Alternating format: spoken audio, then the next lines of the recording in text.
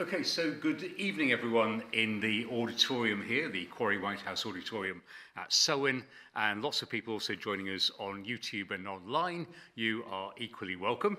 And we're discussing tonight, is a 4-day week the future?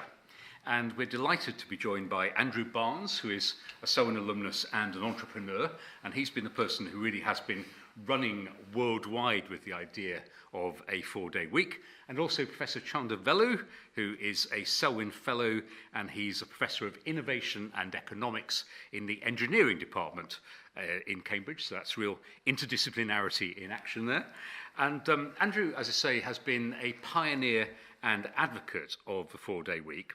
And there's been interesting research this week in Cambridge, some of which has been led by Professor Brendan Birchall, who's with us tonight. He's a fellow of Magdalen College. And you may think that the research shows that everything is tickety-boo and wonderful, which we shall examine. But into every life some rain must fall. And I don't know whether you offended the Daily Telegraph in a previous life, but the Telegraph had 2 stories. One, the 4-day week experiment's killer finding is borderline embarrassing, said Ben Marlow. And he said, at this rate, people will soon be objecting to the very concept of work itself. And someone called Ross Clark took a similarly dim view. This hyped-up piece of research will give another excuse to do less and expect more. Well, that's the counter-argument to the well-being and to the arguments about the benefits of a 4-day week, which we're going to concentrate on in the opening part of the session.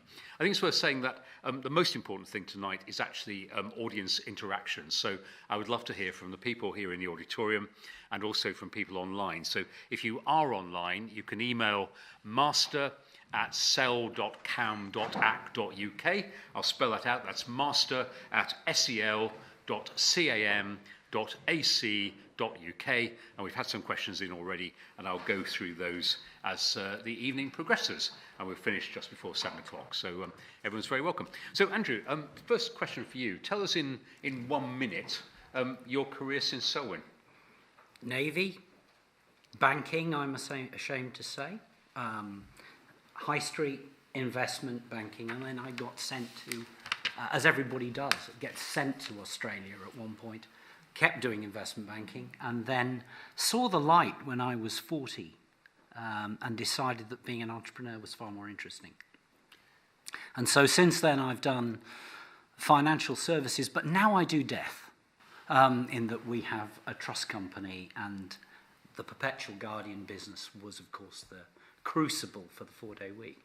And these days, mainly 4-day week and a little bit of investing. And you still travel and work globally. The 4-day week movement seemed to start when you were in New Zealand. So, it did. And that was, what, 4 or 5 years ago? It was. I was sitting on a plane in 2017 reading a couple of reports from The Economist that said the Brits were productive for 2.5 hours a day. And if there are any Canadians in the audience, don't get smug, because you're productive for 1.5 hours a day. And I wondered if that was happening in my business. And so the whole thing was an experiment about productivity. What would happen to my company if I said to people, take a day off, but I need to get the same amount of output in 4 days rather than 5? What would happen? That's all I wanted to check. And just to give us a bit of flesh on that, what work were those people doing? What kind of occupation? Well, everything. What you think about our business, and we're like a bank. We have branches, we have call centres, we have people who were billing by the hour like a law firm. So we were a full-service financial services, albeit in the law, business. So everything that you would expect to see in a retail operation or indeed a office business, that's what we were. We had 17 retail branches across New Zealand. So you have the idea. There's a difference between having an idea and doing it in your own company and then setting a movement going and getting it into lots of other countries. So what is that stage? Well, essentially what happened was that I announced we were going to do this. And I thought we were going to get one article in, I don't know, the local rag and maybe something in the news. And we did, but then there was this explosion of media. We stopped counting when we announced the program, when we hit about 14,000 articles. worldwide. When we announced the results, a stroke of genius was to have some academics working alongside us through the pilot. Actually, so it was a work of genius, it was a fluke. And it was an afterthought in a way. But we announced the results. It got worse. We literally got a deluge of media. And then when we announced that we were going to have this as a permanent policy, it did it again. And I couldn't physically drink that much coffee. I had chief executives phoning me up from all over the world, politicians. We even got name-checked by the Prime Minister of Russia, who said it was the future for Russia in 2019. So that led to the book led to the movement, and we started to say, let's share this. We'd always shared everything, our research, our ideas, our strategies. And we said, well, let's create something to help others go on the path, and that's morphed. So let's identify what you see as the key benefits. So one of them, presumably, is the well-being of the staff. That why wouldn't you want to work a 4-day week rather than a 5-day week? That's true, but that's not at its heart. As a businessman, you have to recognise that an organisation exists to make a profit. And therefore, what I was focusing on was, can I make, or could I find a way that people are more productive at work, i.e. eliminating extraneous activity which doesn't add anything.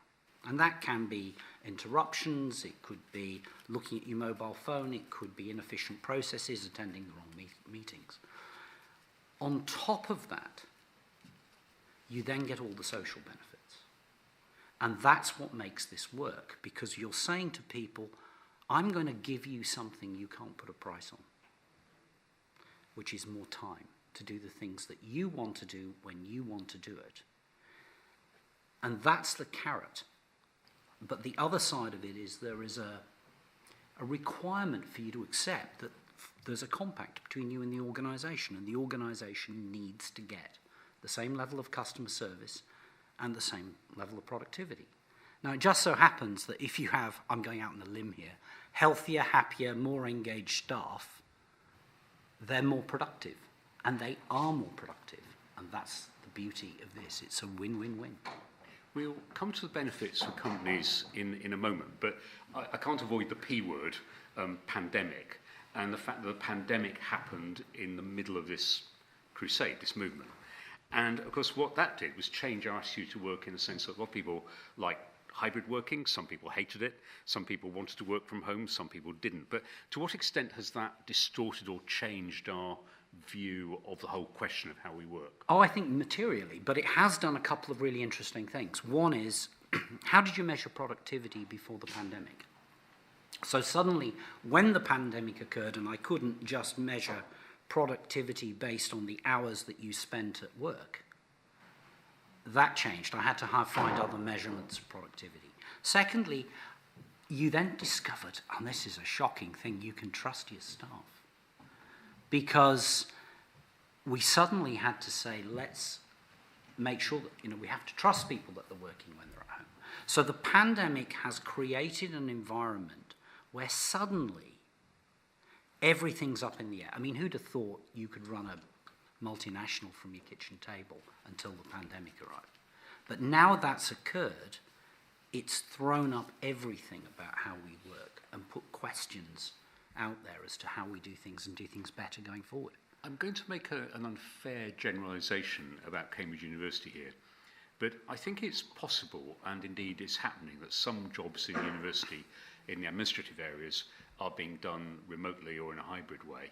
And yet you can't really do that in a college. I mean, the college exists because of its in-person nature and its relationships. And it is not just a 4-day week operation or 5 days, it's a 7-day week operation. So is what you're talking about universally applicable, or is it something that really fits with certain kinds of jobs but not others? Look, one of the great things about this is every time you say, let's do the 4-day week, somebody will stare off into the middle distance, think for a second, and then come back with the very industry that they think will prove that it won't work. And the last chapter of my book is called Cows Need Milking Twice a Day, for precisely that reason. And surprise, surprise, somebody subsequently has invented a piece of kit that means you can milk your cows while sitting in your living room. So what I will say is that what the 4-day week is really about is empowering your people to rethink your business. It's process re-engineering from the ground up. Now, find me any industry that couldn't do things better. Because if you think you can't do things better, you're saying, in effect, that we've reached the pinnacle of human achievement in that particular industry.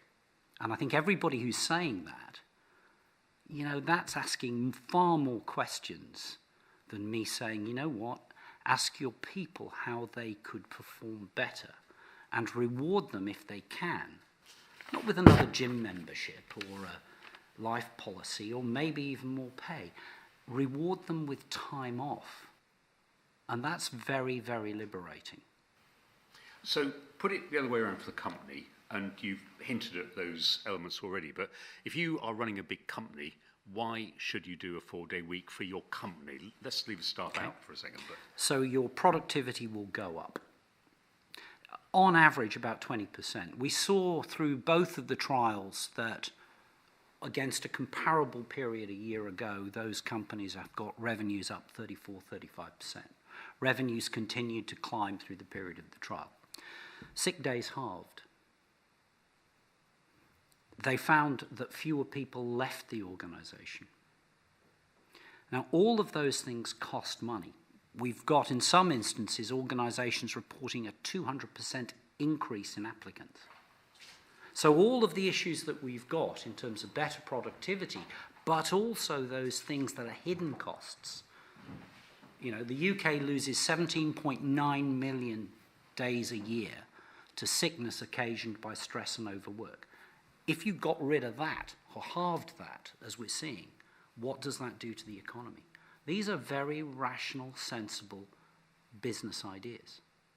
And the other great thing is the minute you announce a 4-day week, you get inundated with people who want to do business with you.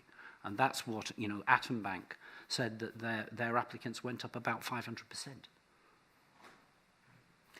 So the research out this week from Cambridge, which Professor Birchall and others did, how does that prove, as you would see it, the validity of your case? And I'll come to Chander in a moment to see whether he's convinced or not. Well, what we've done, we've been running pilot programs around the world. We've run them in the US, Canada, Ireland, the UK, Australia, New Zealand, about to launch in South Africa.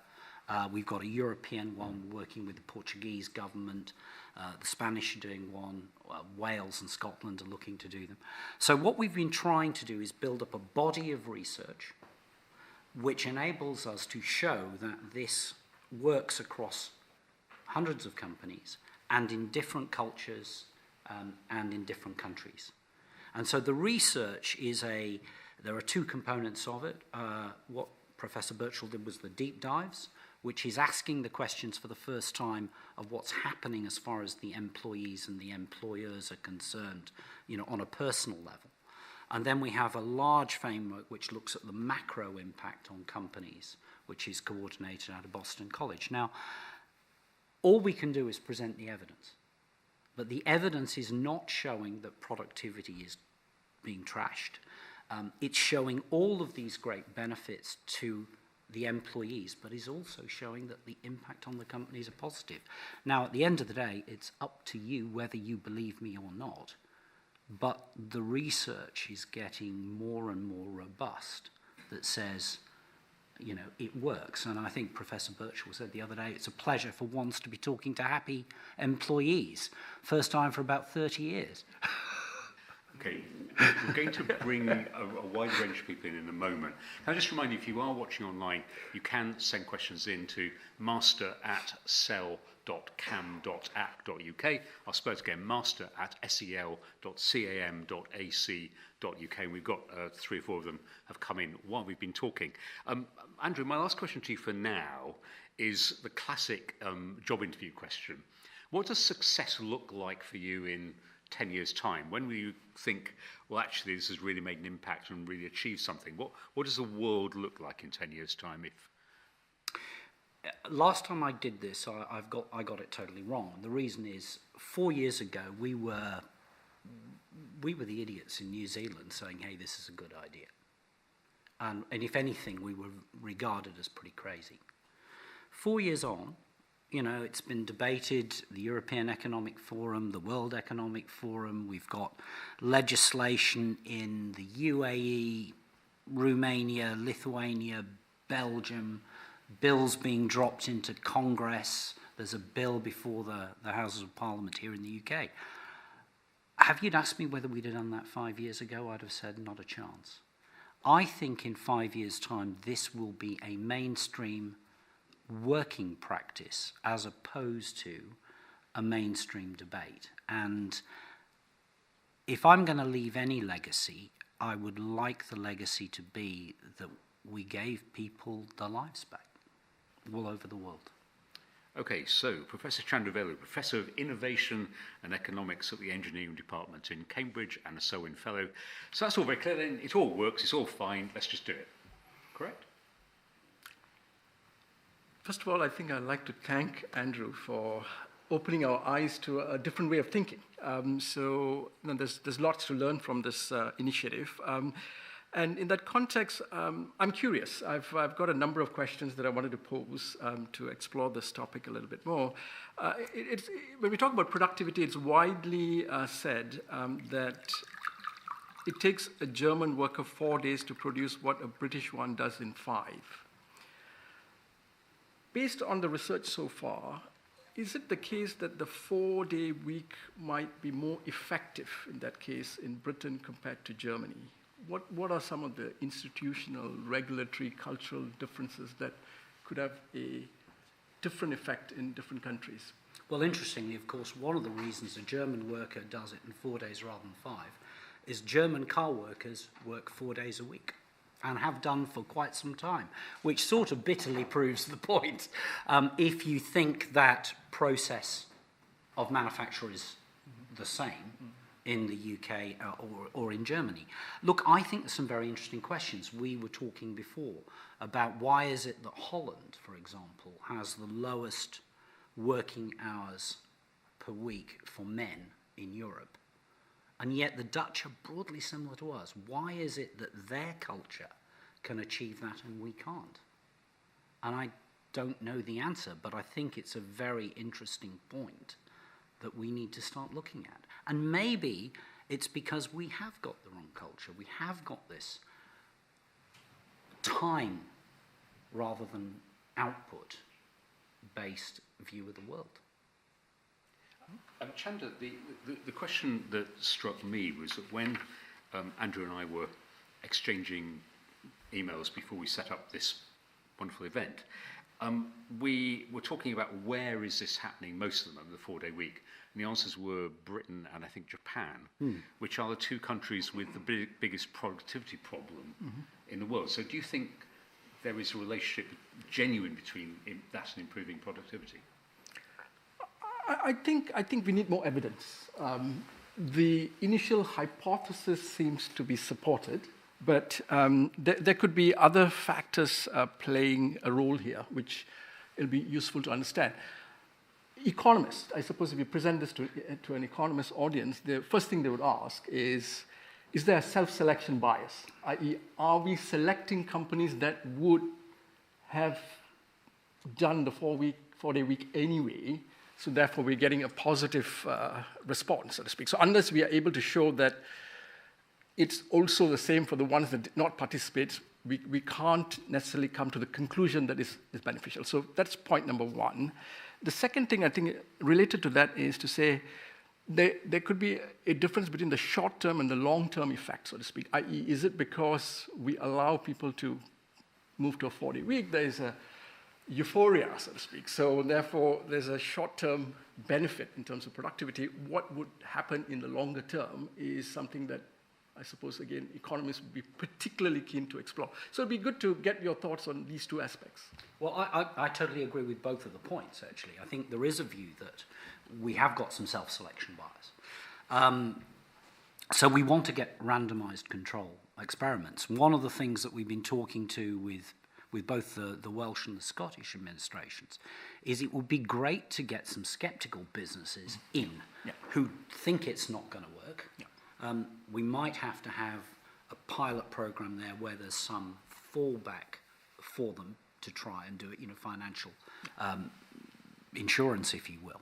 But I think that's really critical to actually have the skeptical people in there. Now, that being said, every single member of my leadership team said it was not going to work. Every member of my board hated it.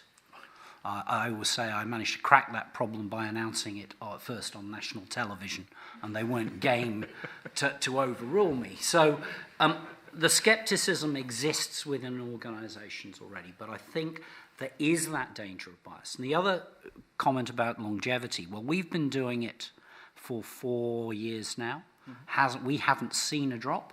And there are other organizations around the world who have been doing it for longer. Volkswagen will be a case in point. They've not seen a drop. The counter-argument to that is France. So the French legislated a shorter working week, got an improvement in productivity in the short term, and then it drifted back to the norm. That is one of the ways that we design it, that we can withdraw the 4-day week if productivity falls. It's an opt-in in our company. Now, that's one of the arguments I run why legislating a 4-day week is not necessarily the right way to do it now. Enabling legislation for the 4-day week is the right way. May I explore another angle, which is I haven't been speaking to the people who have been doing the experiments, but it'll be lovely to hear your thoughts on this. I understand that some companies or some organizations have moved to a 4-day week but increased the number of hours. Now, is there a possibility that people may become more stressed as a result of the increased work hours by compressing the number of days, so to speak? What's the evidence there? We call ourselves 4-day week. That's actually the clickbait. What we really are is reduced hours working. So we are arguing, this is the thesis, we call it the 100-80-100 rule, 100% pay, 80% time, provided you get 100% productivity. You couldn't get on our pilot program if your strategy was to reduce it to 4 days and increase the hours. That is not 4-day working. And indeed, a lot of the evidence suggests that the longer you make the working day beyond the 8, the less productive your employees get. So it's not something that we're advocating for at all. That doesn't count as far as we're concerned in the 4-day week movement. I just want to bring in the first of the questions from the online audience. Owen Trailer, just asking about the nature of organisations, saying, given that he understands the recent trial focused largely on small enterprises, what scope might there be for large firms, and particularly for other organisations such as NGOs, universities and the public sector? Well, let's put it clearly. Unilever is trialling this at the moment. Panasonic has got it in. Volkswagen has got it in. They're big organisations. We're having some discussions with NHS trusts. And generally what happens with the pilots is that a big company doesn't want the spotlight of trialling it. In fact, Unilever is a great case in point. They've been doing it for 18 months now, very much under the radar initially. So by definition, it is the smaller organisations that do the pilots. But that's not to say that there isn't a body of evidence that supports the fact that actually it works in larger organisations. And even in universities, the Stanford University Medical School, for example, is on a 4-day week. I want to bring the questions from the audience here. I'm just thinking, is the throw around microphone around? I thought I saw it earlier, but okay, it's somewhere in the room. So can you signal to me if you would like to come in and ask a question in the audience? I think, here is the catch box, it's there. Professor Birch, I don't know whether, since you've been mentioned, is there anything you'd like to say about your research right now? No, I think Andrew's given a fairly a fair picture of what we found. In some ways, he's slightly over-egged it. In other ways, I think you've under-egged it. Some of our figures were actually better than you're saying. That the reduction in sickness absence was more than 50%, it was 65%. So, yeah. But, yeah, it's going to be great to follow these organisations in the longer term. But it's just been fascinating. Once you get both the employers and the employees motivated to find better ways of doing things, then you unlock organisational change, which organisations hadn't been able to do in other ways by bringing in management consultants or those sorts of things. It's a different way of thinking. I've started to think back Cambridge colleges, and as you say, we're, unusual sorts of organisations. It makes me realise that even my college, there are lots of ways in which we could be a lot more efficient if we started to think in this way, that we could reward ourselves with more time off. Yeah. Okay, there's a question over here. It's always a long throw for the Did I literally throw it? Do I? Throw it right there. Hey, well, very good. I didn't expect it to be soft. Hi, thank you. Really interesting discussion. So before I came back to Cambridge to be a student, I was a corporate lawyer at one of the big global firms, and so a usual week for me would be 12 hours a day, 6 days a week. And that's not because I think myself or the other lawyers were working inefficiently. It was just that our clients had such unrealistic expectations, and the market is so competitive for client services that if our firm declined it, there would be another firm that would pick up the work. So how do these principles apply specifically to the sort of corporate services industry and that type of very competitive environment? Well, first of all, my business is in precisely that space. So what is interesting is twofold, I think. One of the challenges to people actually making a shift is how you bill. And the reality is how you bill has no resonance for me. I don't care how you bill. I'm interested in the value of the service that you deliver. So often the output that you're getting late at night when you're tired, why do I pay for a 6-minute block at midnight and pay for the same output as a 6-minute block at 9 o'clock in the morning? And indeed, for my own lawyers now, I won't pay for work after 6 o'clock. Do you actually ask for the time to be, oh, that's interesting. And that is, a lot of this is cultural. It's not the same. You can't say you're a great M&A lawyer if you're not working through midnight, right? You're not taking yourself seriously. So I know there's a lot of this is about cultural shift. And what is really interesting is that clients actually generally start to respond to what we're talking about. Yes, you've got to bring them on a journey. Yes, they've got to understand that people are taking breaks. Just change your team structure. So there's always someone working on that problem. But at the same time, if you're healthier, if you're more rested, you're going to get better law, you're going to get better documentation, you're going to get better opinions than something that, at midnight, 1 o'clock, 2 o'clock, you're going, I think it's that. And I know, from dealing with big law firms in our work, some of the stuff that you would get late at night was just not of good quality. So it requires a different way of thinking. But interesting, the fastest growing law firm in Canada now is a 4-day week law firm. I'm going to keep bringing in the audience here, but I just want to ask Chander a question prompted by Brendan. So if you decide, let's take a hypothetical Cambridge College Magdalen, that you do want to go to a 4-day week, but you need to do a 7-day week catering operation, don't you then need more people? Well, so based on Andrew's hypothesis, probably not, because the idea I think that Andrew is putting forward is the productivity would increase among the people that are being employed. And as long as the productivity increases by more than 20%, you probably need less people. I think that's the hypothesis that Andrew is suggesting. I can see it. I'll bring you in a second, Andrew. But I can see with a corporate lawyer where you say, OK, well, then don't work at midnight on a Saturday. But you've still got to provide brunch on Sunday. And it's no good saying, well, we serve more brunches on Wednesday if you still need to serve something on a Sunday? Yeah, yeah.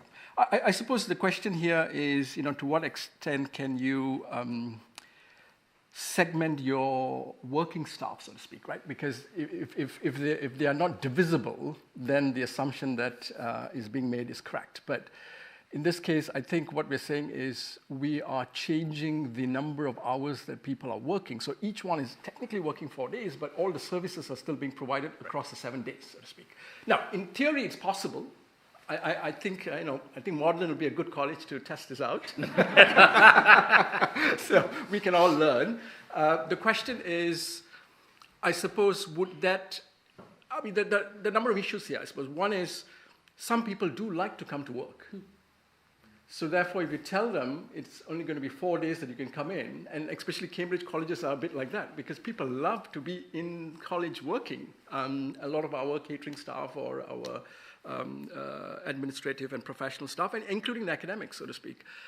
So the question then becomes, if you say, well, we don't want to see you on the 5th day, is that going to cause some level of social backlash in terms of the mental state, so to speak? I don't know, but it could. Yeah. So first of all, you've got to understand that if you look at each day, there's an awful lot of, if I'm right, and if the research is right, and people are only productive for 3 hours a day, there's an awful lot of unproductive activity in each day to produce a day's worth of output. So if you can improve the productivity in each of those days, yes, you might need fewer people because they can do it faster, having rethought the process. And then some of the other people will then work those weekend days. Now, there's a good example. There's an accounting firm in Western Australia that's gone to 7-day-week operations, exactly the same number of people. All it's done is changed how it works and how it delivers the service. Now, ironically, its customers are now getting a better service because now you can phone up and ask your accountant about your tax affairs on a Saturday and a Sunday. The other thing I should say is that in any company, there are, in our company, for example, there are 15% of people at any point in time that work 5 days a week. A poor portion of them are people who want to come to work 5 days. If they do, I'm delighted. They can. I'm not going to pay them any more for that, but they can come 5 days. We also have a policy that anybody who joins the company works 5 days, just so they can recognise how bloody awful it is when we shift them to 4 days. But we're not prescriptive. We have working parents who work 5 days, compressed hours. They can walk their kids to school and pick them up. That's great for childcare. We have people who take a couple of afternoons off, and we have people who take a day off. It's about reduced hours working. We are now getting a lot of questions coming in online. Gordon Kerr, Selwyn 1972, is one of them. It's the moment of truth. Do any of the 3 people on the panel this evening work a 4-day week, as defined by Andrew Barnes? And if not, why not? Andrew, do you work a 4-day week? I work a 4-day week in all of my companies. But does that mean humans are working more than 4 days? No, I don't work anymore, really. If I didn't have the 4-day week to evangelise about, frankly, I would be working less than 4 days a week. But, to be clear, all of my businesses are 4-day week businesses. All of their chief executives work 4 days. Chander? I think I must admit that I can't reveal that I only work 4-day week because I've got quite a number of my research group members here.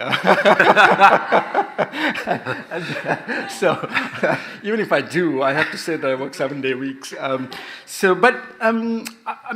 suppose as academics, it's difficult to distinguish between a working day because we are, in some sense, always working. Our minds are ticking. And I think that's a point, actually, I wanted to explore a little bit with Andrew, because there are some organizations that actually have this 80-20-10 rule, basically, which is 80% of the time you work on your core activities, 20% of the time you're working on ancillary activities, and 10% you are doing something completely different, i.e. to create this creativity, so to speak, right? I wonder whether that's the driver, the mechanism that is working through here, because you're effectively allowing that one extra day, which is the creativity time, so to speak.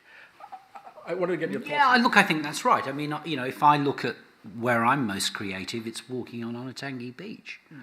and I'm still working because my brain's still going.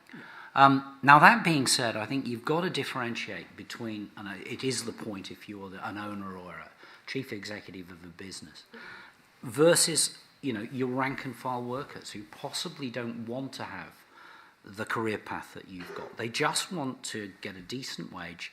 They want to bring their kids up with love and dignity. And they want a decent balance of home life and work life. And I think it's very easy if you look at a Jack Ma or an Elon Musk and, nobody changes the world on 100 hours. Most people don't want to do that. I'm trying to change the world, and yes, I'm working longer hours as a consequence. But we've got to be very careful not to apply the things that motivate us to our people. Please signal in the audience if you'd like to ask a question. Yes, over there. Wait until this is your catching ability being tested again. Yep, very good. Yeah, thank you very much. It's been a really interesting discussion. I just wondered if you'd seen any benefits of the 4-day week from a diversity and inclusion perspective. I work 4 days a week, so I've got young children, and it helps me to manage having a career and a family. There's lots of other reasons why people might need or prefer to work a 4-day week, perhaps for health reasons or other things. And sometimes it's difficult to negotiate that when you're applying for a job and it's advertised as full-time, and sometimes it's hard, it's quite stressful if everybody else is in the office on a Friday and you're not. And so I just, from my perspective, it'd be brilliant if everybody else wasn't working on a Friday, so I didn't have to worry about what was going on while I'm in the soft play. But I just wondered if you'd seen any other benefits from that point of view. One of the things that we did when we announced, my head of HR in my company was on a 4-day, 80% contract when we started the 4-day week. So I promptly put a salary up 20%. And we've taken that policy. The great thing about this is it does a couple of things. It stops, and especially working mums, coming back who negotiate 80% time, 80% pay, and then deliver 100% productivity, because usually returning mothers are our best time managers. So it stops that. It means that you negotiate on output. You don't negotiate on time. But one of the interesting bits that dropped out of the survey here was that men in companies, when they did the 4-day week trial, the amount of time they spent looking after their children and childcare and care responsibilities went up 27% versus, I think, 13% for women. Now, I'm a great believer that we can do everything possible to make a level playing field for men and women. But it's never going to be level if we don't make it okay for our men to get out of the company and get out of the business. Because if you don't do that, there is always this cartel of people who say, to get to the top, you've got to put in the hours. And so by putting a restriction on that, we actually focus on people with talent, not people who are prepared to just put in the time. So I think the evidence suggests it's much better from a gender point of view. It's clearly better from a mental health point of view. 1 in 4, 1 in 5 of the workforce will have a stress or mental health issue. If you change the way the working week operates, so that 2 days, day off, 2 days, those people are going to have more chance to contribute fully because they've got chance to recharge. So I'm a great believer that this does, in the long run, create a much better environment. Okay, email questions please to master@sel.cam.ac.uk, and we have one from Richard Pelly, and I think I know what he's asking, I think, but it's an interesting question about the cost impact on public sector and other pay for workforces that can't work a 4-day week, such as a military. Surely it's okay if you're in the 4-day week experiment, but does it require higher remuneration for people who still have to work a 5-day week? Well, that's an interesting one. I mean, the military is actually, if you have been in the military, which I have, you spend an awful lot of your time sitting around doing sod all, actually, in fairness. It only gets 24/7 when you're on the pointy end. In the event that you've got something like that, actually, a lot of the time, it's about how you schedule people who are available. In peacetime, think about it. you've got a lot of units that are not deployed, you've got a lot of ships that aren't out there. You could actually structure it so you could have a part-time 4-day week army. The Swiss, of course, have a part-time army and have always had a part-time army. So I don't think that's necessarily a problem. NHS is the one, obviously, that jumps out. You've got to provide medical services all the time. But all that's saying is you just have to sort your shifts out. But Chander, you look at productivity for part of your research. I'm just wondering, what does it do to things like the living wage? I mean, we're proud to be a living wage employer, but does it mean you end up with 2 living wages, somebody on a 4-day week, somebody on a 5-day week? How is that? How would you reconcile that if you were planning it? I think there are. I don't, in essence, think it's fundamentally a problem, because even in an economy today, we've got all kinds of various structures in place. So not everybody's working 5 days anyway. So there is always the opportunity to have a system whereby certain types of jobs and industries may select into a 4-day week because it has a productivity boost, so to speak, and others may not, so to speak. That's how I see it developing. It's not the case. I don't think it's a blank statement that everybody has to work 4-day week. I think from what I'm hearing from Andrew is it's a flexible system. There are certain industries and certain types of jobs where a 4-day week might be suitable, so to speak, might give a productivity boost, so to speak. Andrew, you look like you're disagreeing with me. No, I'm qualifying that. You see, okay. I think one of the dangers here is that what we always do is say, well, it wouldn't work in that. Yeah. Well, how do you know? Do you work in that industry? The only people who know whether it would work or not are the people who work in it. Yeah. So all I'm saying is, why don't you ask them? Yeah. And if they could find a way, then you can offer a 4-day week. If they can't find a way, you've just answered your own question. But you need to ask the question rather than sit there and say, well, look, after all, when Henry Ford brought in the 5-day week, I'm quietly sure there were an awful lot of bewhiskered old blokes sitting there saying it's really not going to work in my business. We have to work 6 days a week. Yeah. And I think that's consistent with what I was saying, in the sense that we don't know going in which ones are going to work or not. But the bigger message I think you are suggesting is it's not necessarily the case that it will work for everybody. It's possible there are certain industries and certain type of jobs where a 5-day week or even a 6-day week or a 7-day week might be more suitable and appropriate, so to speak. But we need to give the option and learn which ones would work and which ones wouldn't.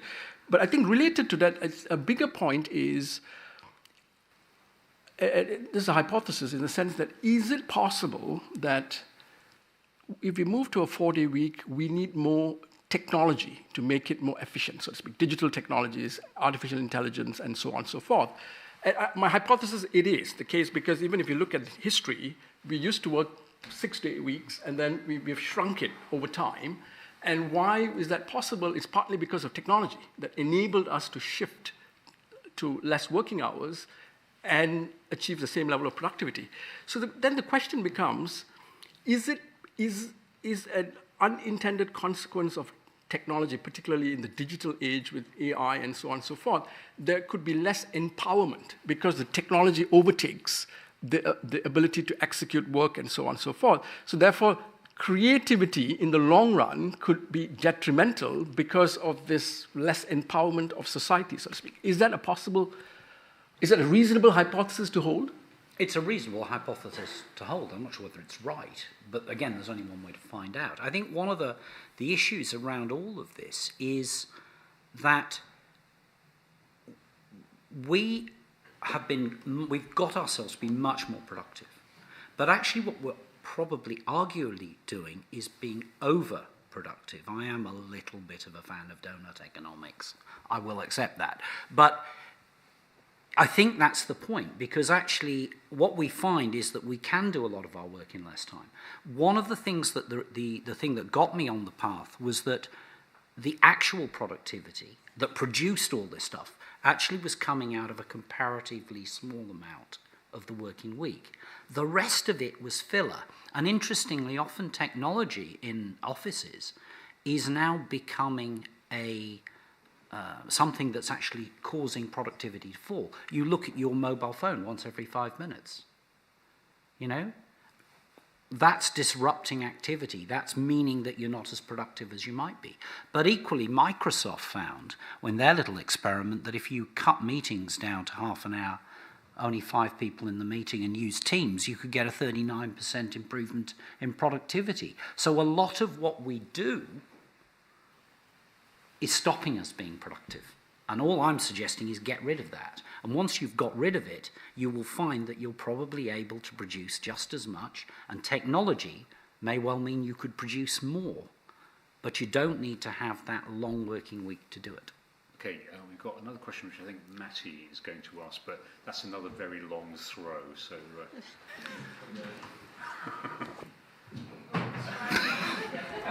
Catching good, throwing not so, right? Okay, and then we'll go down to the row in front of you, so yeah. Yeah, thank you very much. It's been really interesting so far. You mentioned a couple of times about applications and publicity, and I was wondering whether anecdotally and in the research, whether you're seeing or feel you're seeing significant benefits of the concentration of talent and business gain for publicity, kind of questions motivated from the angle that these effects will obviously disappear under mass adoption. Maybe, but what's really interesting is that the US experience, and not so much in the UK, the number one reason now for companies in the United States to introduce a 4-day week is to be able to attract and retain talent. Because I think your generation, quite rightly, doesn't want to go through the stuff that my generation did. I mean, I left Cambridge and was working in the city, brutal hours. I had 2 people have mental breakdowns in front of me. I think generally your generation doesn't want that. So increasingly companies are having to recognize that they're going to have to rethink how the working week is going to work. And also I think it's a reflection of the fact in the information age, I want you to be creative. I don't want you to do repetitive stuff, which was a lot of the things that we did. So will that continue in the long run? I don't know, but it's certainly a trend that we are seeing at the moment, that 4-day week is helping attraction of staff. And I think from memory, Brendan, from the research, there was a material drop as well in the number of people who left organisations while the trial was on. With regard to do you get more business, yes, you do at the moment because it's interesting. The minute you do it, it says something about your organisation. Will that decline over time? Probably. But your biggest risk as a company is not announcing that you're going to do a 4-day week. It's your biggest competitor announces it first. We'll go to the University of Edinburgh sweatshirt in just a moment. While the mic's going over, let me just ask you another question from our online audience. Eliza Lockhart says, this is building really on the law point, in many industries such as medicine and law, there's a top-down culture where established members of the profession perpetuate unhealthy and unproductive working habits because that is what they had to do. How can you change such entrenched work cultural attitudes? With difficulty. In fact, we were chatting about this beforehand. Look, it is one of the big things that there is a view, I think, among some people. I had to work brutal hours to get to the top. Why shouldn't you? And changing that is quite hard. But the reality is, we are all rational, hopefully, rational human beings at the end of the day. If we get better performance from our people, we get better output, we get better, if it's a business, profitability, why would you persist in doing something that makes your business, your organisation worse? So, yeah, thank you very much. So currently I work as a researcher at the Bennett Institute for Public Policy at the university here, and we are trialing a 4-day week, work week with the South Cambridgeshire Council. I'm not sure if you've heard of it. It's like the very first trial in a local council. So I was wondering, do you think there could be peculiar challenges, right, especially at the public sector, saying that businesses and the public sector are quite motivated differently. You know, there's a sense of like, you feel satisfied when business is growing and then profit is coming in. But, you know, the public sector, you don't quite have those kind of KPIs. You know, it's largely reliant on how do people really feel satisfied about this service, right? And there's also a sense of bad publicity as well, you know, saying, anyways, the council wasn't working well on a 5-day week, so why should they go on a 4-day week? Do you think those kind of challenges could occur, and how do you tackle them? Yeah, look, and I think one of the challenges is, in reality, other than the Icelandic trial, which actually did have some good outputs, that the public sector haven't yet really taken this on board. And I think one of the things we're looking at in Spain, Portugal, and I think in the Scottish trial, is to get public sector involved. But at the end of the day, you know, whenever you're working, whatever you're doing, you know when you've had a good day or a bad day. You know whether what you did was productive, and nobody wants to feel like what they're doing is not great, and they haven't worked well, or things have got in the way of being productive. So I don't think the personal motivations of people in the public sector or private sector are materially different. They want to have a fulfilling job, they want to do it well, and they want to be recognised for doing it well. And I think you could eliminate an awful lot of activity in any organisation that doesn't add value to either the organisation, their customers, or the people inside it. But the only way to prove it is to run a trial and find out. And obviously that's what we'd like to see happen in the UK and elsewhere. It's another long throw down to the second row here. Brilliant, again, fantastic. Right, first of all, thank you so much, Mr. Barnes and the whole panel, for this really fascinating evening in this discussion. My question resolves rather around the marginal benefits of this productivity to worked hours curve. Could you elaborate a little bit more? Why did you come up with a 4-day week? Why not a 3-day week or 4.5-day week? And where do you see peak performance in the future for companies? Look, you have to start somewhere, really. And all I was doing was saying, I literally did the math that said, if my people are only productive for 3 hours, I only have to find 45 minutes of additional productivity in each of 4 days to make that up. Did I think that was possible? Yes. Of course, if you're Canadian, you only need 18 minutes more productivity, which is even more possible. So it was more there wasn't any magic around the 4-day week. It was just, I felt that that was an achievable reduction in the working week, that you could make up the productivity and you weren't putting additional strains and stress on people. Is the 4-day week something that should be sacrosanct? Well, no. Keynes said we should be only working 15 hours a week, which interestingly, of course, if you're only productive for 3 hours on each of 5 days, you are only working 15 hours a week, and the rest is filler. Time for one more question here. So, thanks. How's it easy? So, you've talked about productivity from the at the level of organisations. Just to bring it towards the individuals, people in groups and teams, I suppose, are always productive to different degrees. People pull their weight to different degrees. It's described as. With the approach that you're showing is effective, do you have any experience or any evidence that relates to whether pulling or not pulling weight either worsens with this, or does it actually improve?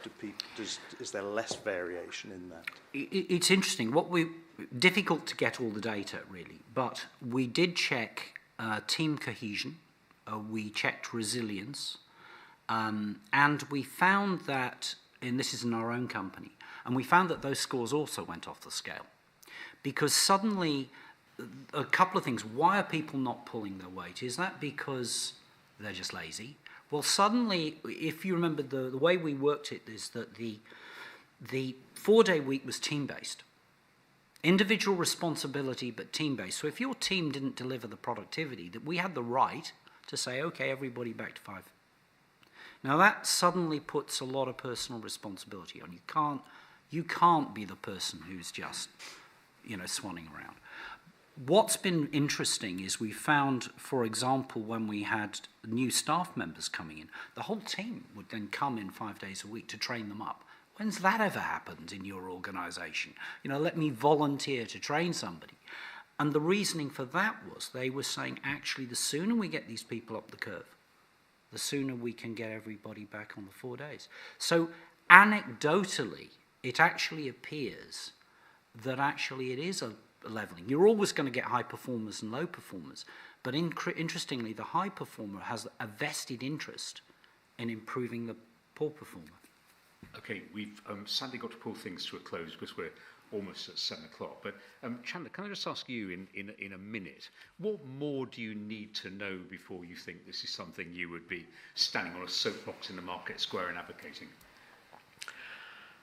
I think, first of all, I think Andrew has given us enough evidence to explore this further. So I think that's great credit, Andrew.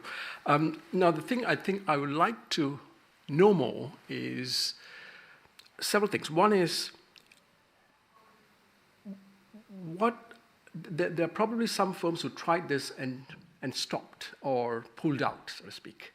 So we need to get a better handle of why did they stop and why did they pull out, and why did some firms not even volunteer to participate, so to speak. I think that's a very important evidence that would be required for us to be able to, for me to be able to stand up on a podium to say this is definitely what we need to do, so to speak. I think that's the first priority. The second thing is I think we need to better understand these differences across occupations, so to speak, i.e., obviously there are certain types of occupation that requires more complex work programs where much more teamwork, coordination, and also volatility in terms of the problems that need to be solved as opposed to a more, I suppose, process-oriented type of firm. So can we get a better handle of what are the differences across these different types of organizations and why certain types of 4-day working week would be better or not? I think those are the two things that I really, really want to know before I, myself anyway, and I think a lot of other people would necessarily will stand up and vouch for the 4-day week, so to speak. But certainly there's enough evidence to explore these aspects further. I'm going to ask you for your minute close in a moment, Andrew, but there is an intriguing final question which I can't avoid from Joe Stanley, who's actually our Northern Schools Liaison Officer, who says, would a 4-day week work in schools? And he'd be interested to know whether students would be more productive doing a 4-day week as opposed to a 5-day week. He says, I think some teachers would be in favour of it, but I think some parents would be horrified. quick 1,600 school districts in the United States are doing 4 days a week. Are the parents horrified? Well, interesting question. No, because actually they're usually areas where they were having difficulty in attracting and retaining great teachers. Actually, they found that with the 4-day week, they could. Okay, and to close, Andrew, tell us what happens next. What are you off to go and do now? Well, we just need to do more research. We need to do more pilot projects. I mean, I'm not at all saying that I want legislation to force everybody to a 4-day week. What I am saying is I think there is enough evidence out there to suggest that asking your people how they could do things better in return for more time off is a very sensible way to go forward. And all we need to do is do more trials, do more experiments, ask more companies to take that leap of faith. And you know what? Henry Ford said, you know, whether you think you can or whether you think you can't, you're right. Just give it a go. Because after all, you know, what's the worst that can happen? Okay, I want to mention a couple of things. One is, have a look at our website, www.cell.cam.ac.uk for some latest news, including a new scholarship and a new prize. Also, on the 7th of March, we have another of these hybrid talks with Charles Spicer. He'll be talking to my colleague Janet O'Sullivan about Coffee with Hitler, which is a book he's written, which is fascinating. But main thing tonight for me to do is thank Andrew and Chander for, I think, a fascinating discussion. We're delighted, Andrew, that you're an alumnus who is making waves, and that Chander is there to occasionally test the water, if I'm not mixing too many metaphors. And thank you for the challenge, Chander, and thank you, Andrew, for a really clear exposition of what you're up to. Thanks to everyone in the auditorium again. Thank you.